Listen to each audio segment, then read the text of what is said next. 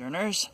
It's a rainy, misty January morning here on the ridge in East Tennessee, and I'm so glad to be welcoming 2017. I know for so many of us, 2016 was such a mixed bag.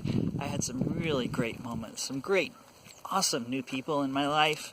The book came out, Sojourner was launched, but also a lot of just heartbreaks and challenging stuff going on. 2017, I posted on Facebook, it looks just as unpredictable, but that can go either way, and we're just going to keep going forward with great optimism about what's in store. So, I talked in the first chapter of Shattering Masks about a loss that my family experienced as a result of a fire. And in the last chapter of Shattering Masks, I talked about our dear family friends, the Carlsons. And my parents and the Carlsons built up here on this ridge just a few years ago and have lived and shared this community together. But back November 11th, just a month and a half ago, this was the scene at the Carlson home. And I just got to tell you, it's been challenging being here this New Year's, watching just sitting here with this trigger of this memory, sitting for them, feeling their loss with them.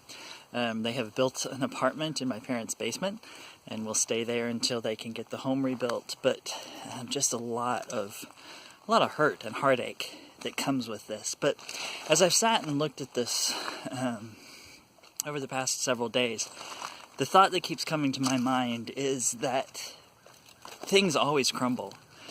Things always fall, and it's not really a question of if they fall or how they fall or when they fall. Or the question is, what comes up out of the ashes?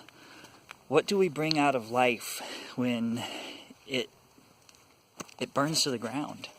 What do we do with ourselves when tragedy strikes, when things don't go out like we planned them to, or we desired them to, when elections don't go our way, when rules don't fall the way we want them to fall, when people hurt us and say things about us and to us. And it's not a question of whether everything's going right in life.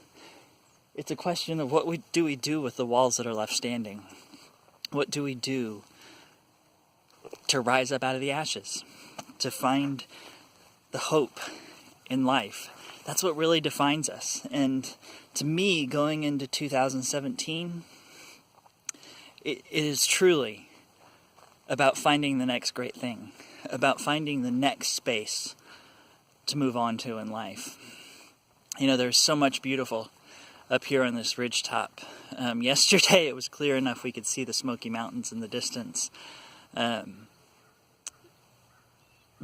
This frame of a house that will very soon be demolished and replaced with something new and amazing is just a little part of the big picture of what's going on up here. And that's something that I am going to strive to keep in